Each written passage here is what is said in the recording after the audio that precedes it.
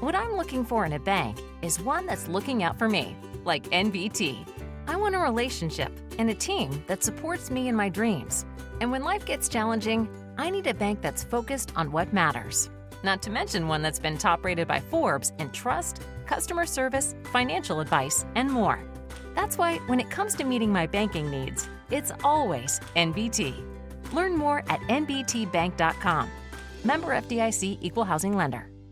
Welcome and thanks for tuning in. This is Tom Hickey from 2020 Media, and you are listening to MBT Bank's On the Scene podcast, reaching over 250,000 readers of weha.com, West Hartford Magazine, and the Jewish Ledger, live 24/7, 365. Before we say hello to today's guest, let me say Happy New Year and hello to my co-host, Bob Carr. Hey, Bob. Happy New Year, Tom. Tom Hickey, along with myself, Coach McCarty, and Ronnie Newton, is a founder and partner in weha.com. Tom brings to West Hartford the Connecticut Jewish Ledger, West Hartford Magazine, which is West Hartford's original lifestyle magazine, as well as a Taste of West Hartford, and we have one coming up on April 27th this year. The Best of West Hartford, which will come out in the fall, and other fun events throughout the year. Post-production and distribution of our podcast is managed by Xvadio, a division of Modern Observer Group of Middletown, Connecticut. And today our guest is John Lyons, West Hartford Town Councilor. Good morning, John. Good morning. Morning, Bob. Good morning, Tom. Thank you for having me. This is exciting. Thank you for being with us. And Bob, I'll start with my one big regret. You want me to start with a regret? Sure. This is honestly my high opinion of WeHa. My regret, and I was never offered the opportunity, but I wish I had. I wish I had been one of the original four, or in my case, five. I would have been the fifth partner. I would have loved to have been a part of it. And I've had a great time with Ronnie doing our little bit, with it on the TV side and all. But I definitely get a lot of respect for you guys and envy what you've done, and so impressed with what you've done for the community. Well, one of the things that comes out of that is, I don't know if you're familiar, but you and Ronnie did a podcast, or you did your Facebook Live program throughout COVID, and pre-COVID and post-COVID. Pre-COVID, WeHa was kind of popping along, doing well. Post-COVID, because of I think a lot of the Facebook Live stuff, our audience grew tremendously. Our advertising base grew tremendously. So not that COVID was a good thing or a bad thing, but I have to give you credit for, I think it was probably a bad thing. Let's put it that way. COVID was a bad thing. Bad. I vote bad. So, but as far as it's concerned, that event, I think, put us on the map from the audience standpoint, looking to us as, to find out what's going on in West Hartford, more so than they had prior to that. So thank you for your good work on our behalf. Just for royalty checks there. That's it. It's gone. It's over here. So one of the things that I read in your bio, we've chatted a few times at different events. I'm always interested in transit-oriented development and transit as part of the public policy. And you're on the Greater Hartford Transit District board. Is that correct? Well, okay. So we're conflating a couple of things here. So transit-oriented district really doesn't have much to do with Greater Hartford Transit. Greater Hartford Transit is about paratransit, disability transit, transportation for the elderly, that sort of thing. A transit-oriented district is an area that's zoned for a particular type of development, and they try to make it, they try to streamline it for developers because it's a transit-oriented district to help speed up zoning approvals and ultimately lower cost for developers. I did serve on Greater Hartford Transit. I also served on Town Planning and Zoning. I was unceremoniously kicked off of both, and I say that tongue in cheek, when I was elected to Town Council. By statute, I can no longer serve on those, but we've got great replacements. We've got, I think, it wasn't Mario. I'm trying to remember who replaced me on zoning, but Adam Rader replaced me on transit, and he's terrific. He was a really great person that the mayor put on that board. Excellent. So so the transit district just deals with folks who have a hard time getting around. And the elderly, paratransit, that sort of thing. And they do fantastic work. And the thing I loved serving on that group, I walked in, I didn't know a thing about it. I had no idea what I was getting into when Sherry put me on that committee. And but it's like, I love committees when you can walk in and you cannot identify, and I'm going to mention this a few times in the interview, what party, completely nonpartisan. I could look around that room. I didn't have a clue what party, nor did they have a clue with me what party I was a member of. And I think that's one of the reasons why Greater Hartford Transit functions so incredibly well, is people leave the partisan stuff aside and just work for the organization. Yeah, for the good of the people or whatever. Yeah, betterment of the community. Yeah, absolutely. Great. Wonderful. Tom is a lifelong member of West Hartford, and we talk about this a bit. The changes in West Hartford that have come around over the years. What do you see as a positive? What do you see that can be you think can be changed or corrected or move in a different direction? That's it's a really difficult question. So one of the things that happens, and we used to always debate this in zoning, is there are periods of time where certain efficiencies are in play, and the efficiencies change due to economic conditions, due to interest rates, due to consumer demand. So for a long time, West Hartford, the demand and the land was available for single family development. I'm going back 50, 60, 70, 80 years now. And so now what's happened is West Hartford is a fairly dense community.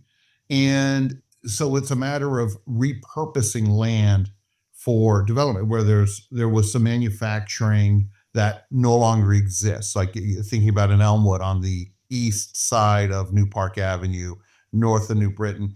There's a lot of land there that is kind of ripe for redevelopment.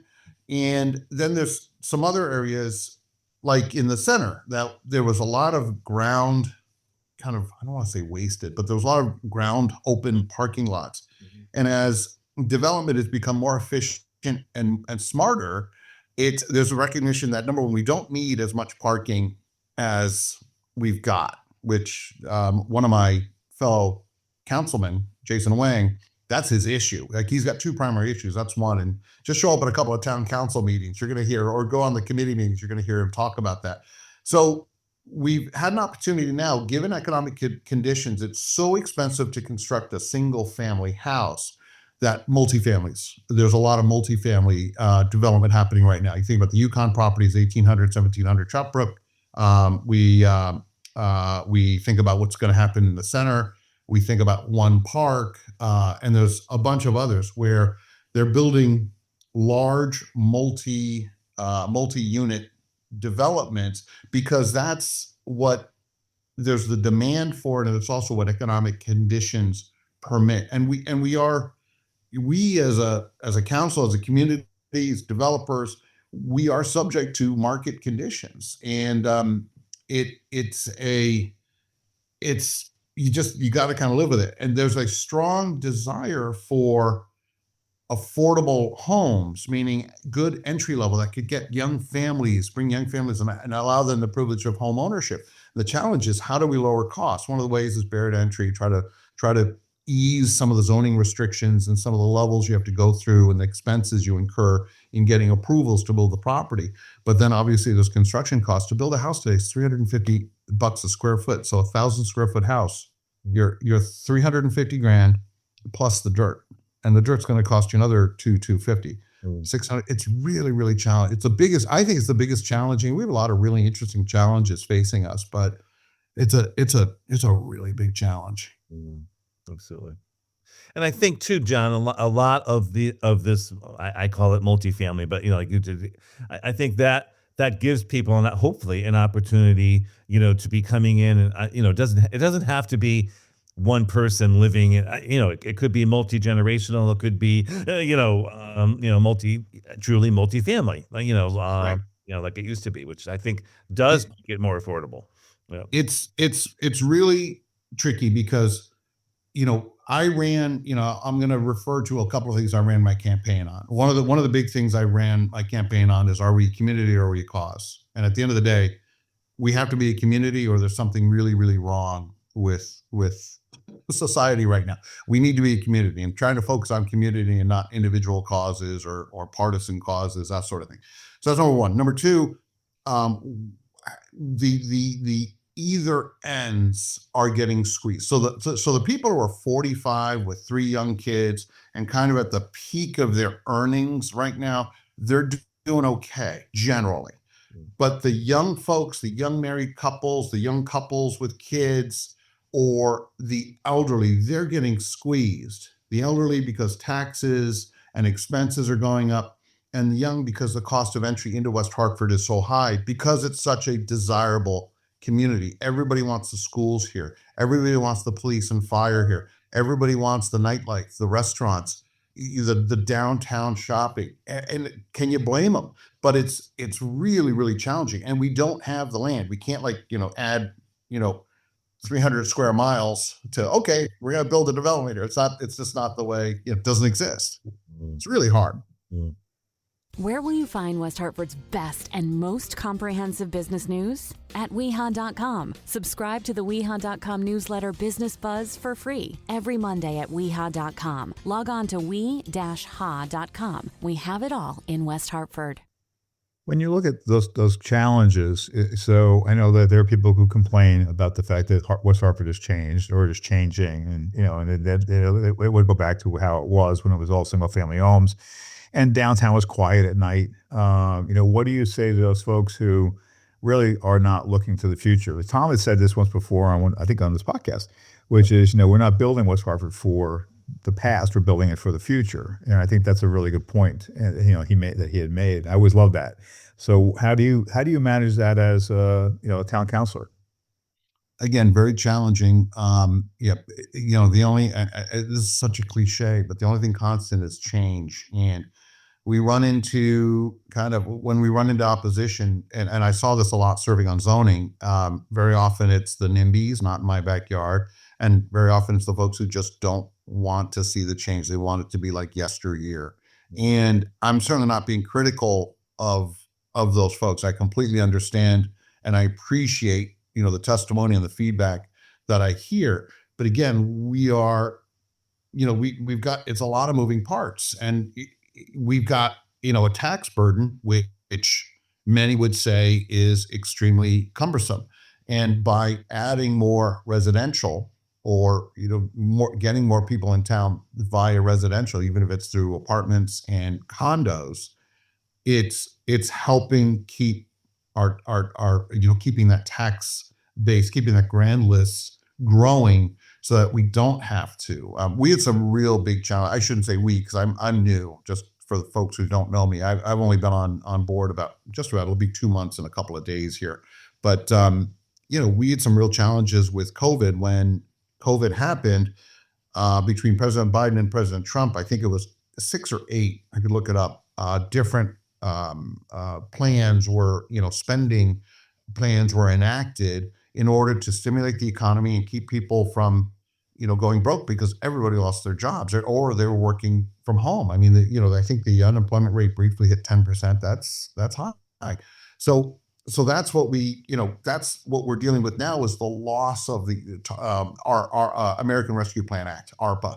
We're losing the ARPA funds because they've ended. They've simply expired.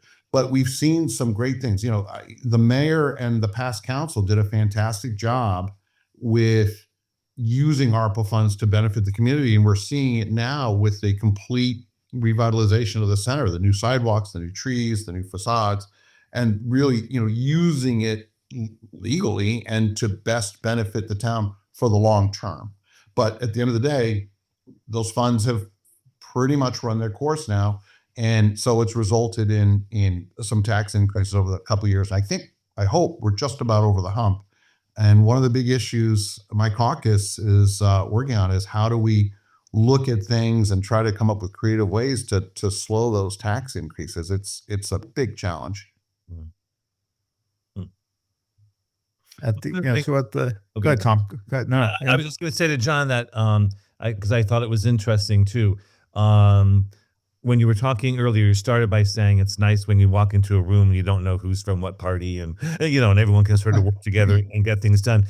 Did you feel and this is not a gotcha, I don't want to put you on the spot or anything, but I was impressed by it. You explain to our listeners, what it was that you did in order to I don't want to say secure your spot on winning the town council, but help you, have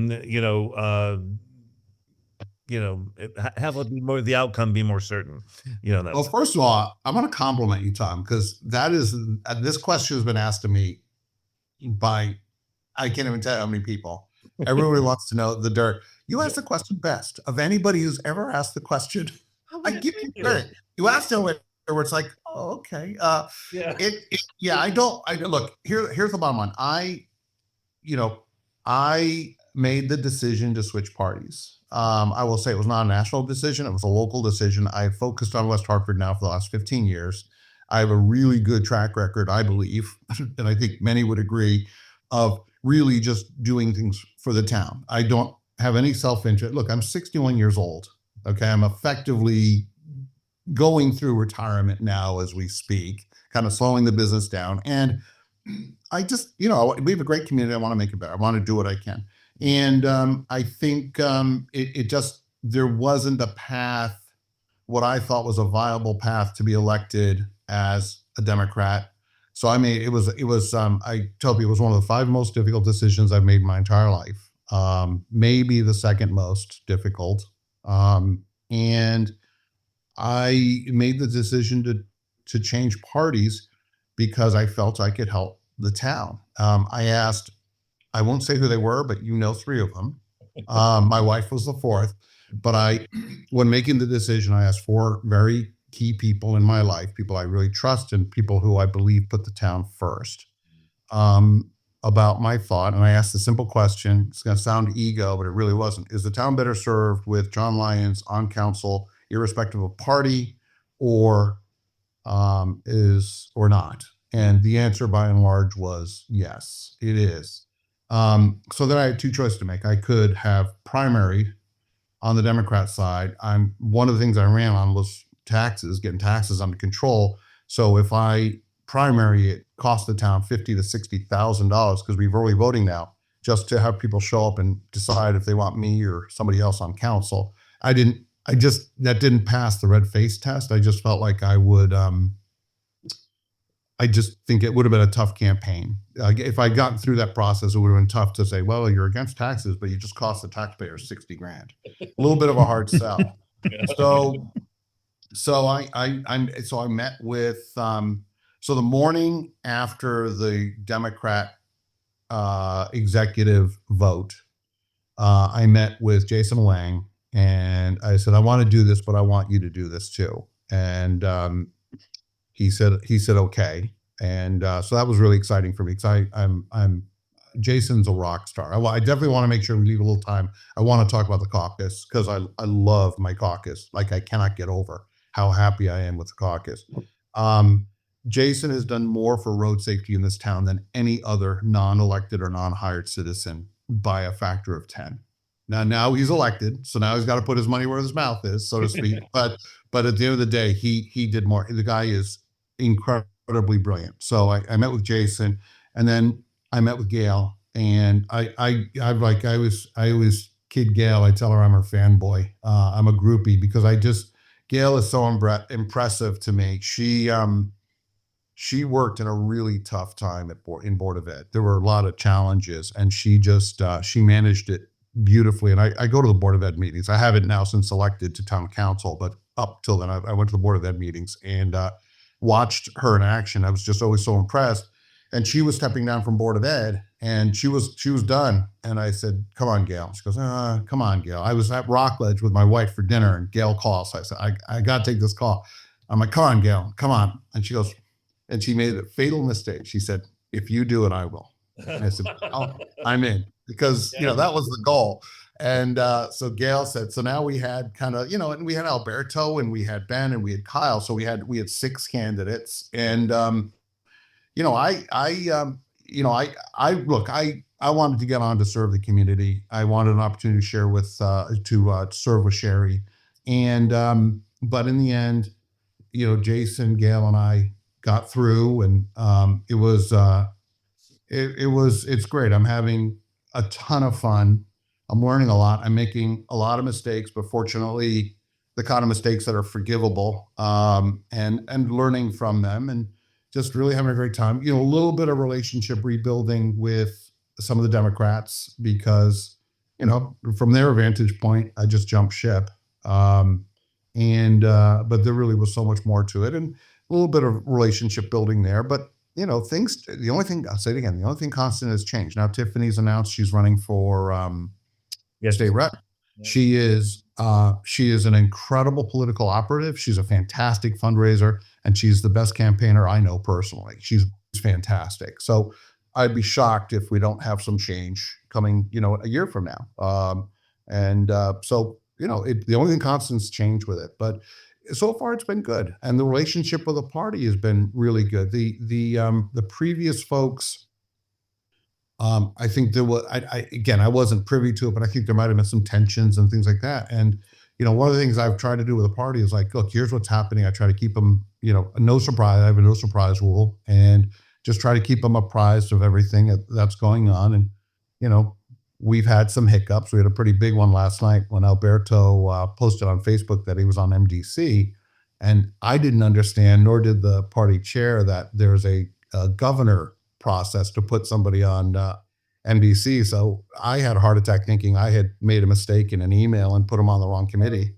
And my chair was having a heart attack. But, it was pretty, at the end, we were laughing about it. But like I said, we're making mistakes, but we're learning. And, but I couldn't be happier with the caucus. My God, they're so strong. They're so engaged. We're so in lockstep. Are we always going to agree on the issues? I guarantee you no. But so far, we talk about things, and it's like, they listen to me, I listen to them.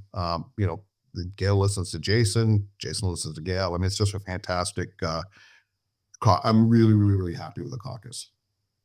Well, Bob will attest that one of my favorite acronyms is for team, right?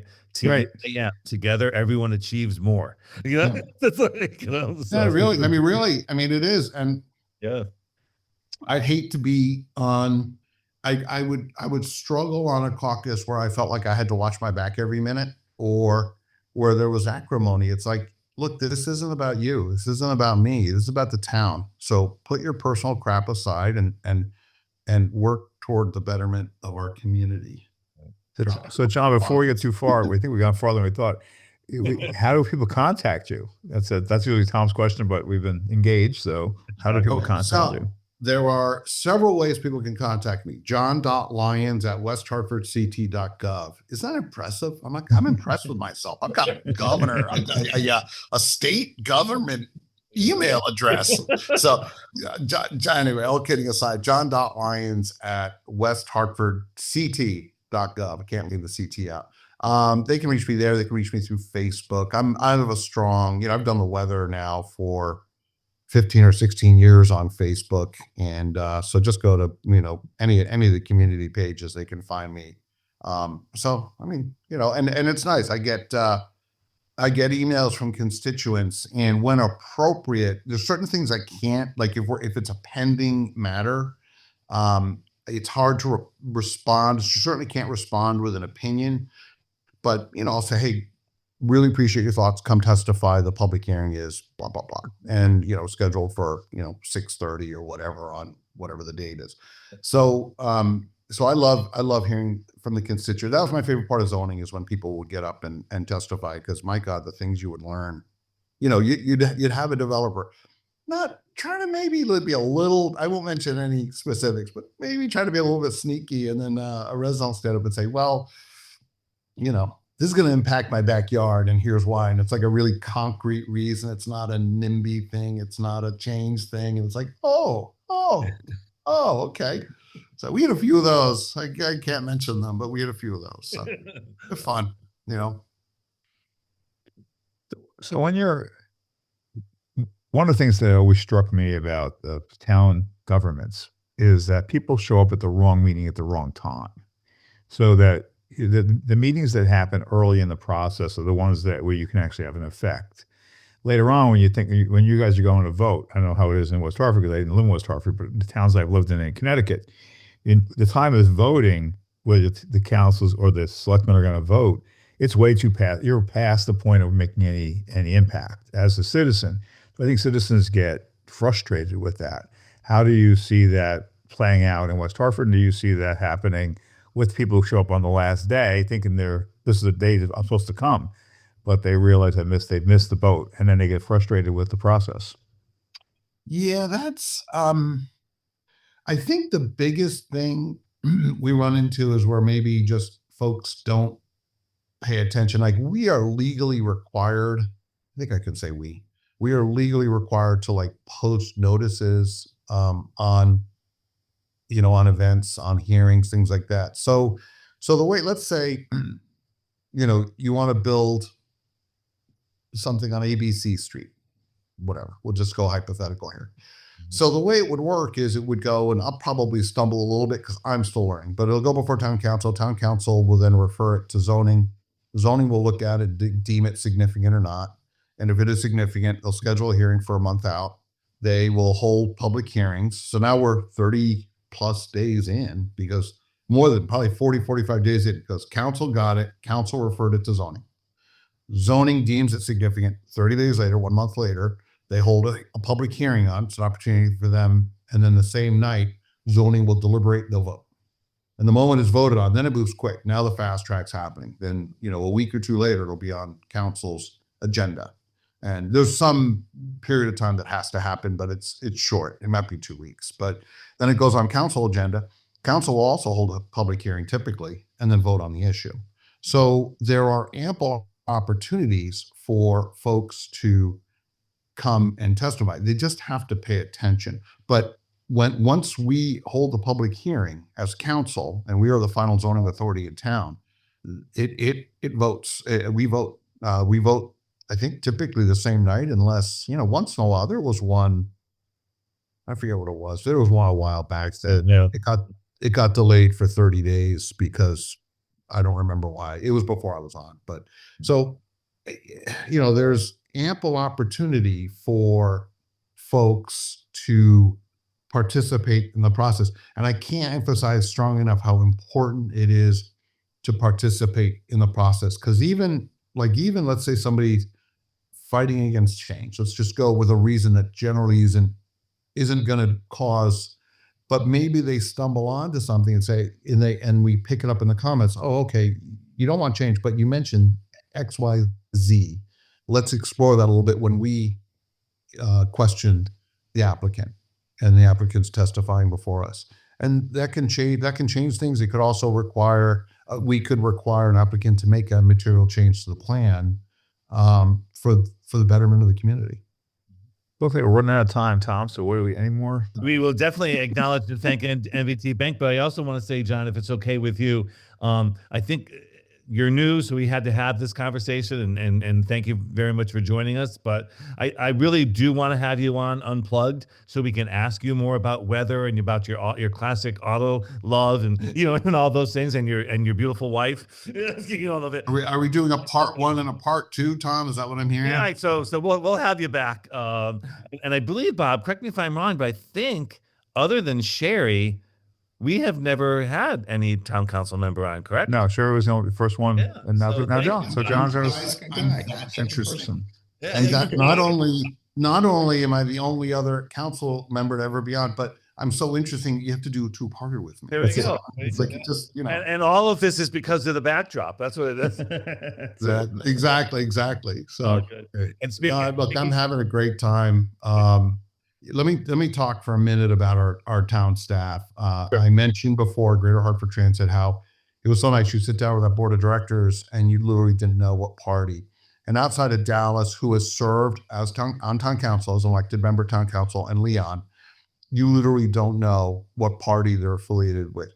Our town staff is unbelievable. I cannot say enough good things. The directors, the line employees, the union employees, they are absolutely fantastic. Many of them could probably get jobs in the private sector for many, many, many multiples of what they're earning now as a town employee, but they do it for their love of the town and for their passion for the community. I cannot say enough good things about our town staff. It is unbelievable how lucky we are to have them.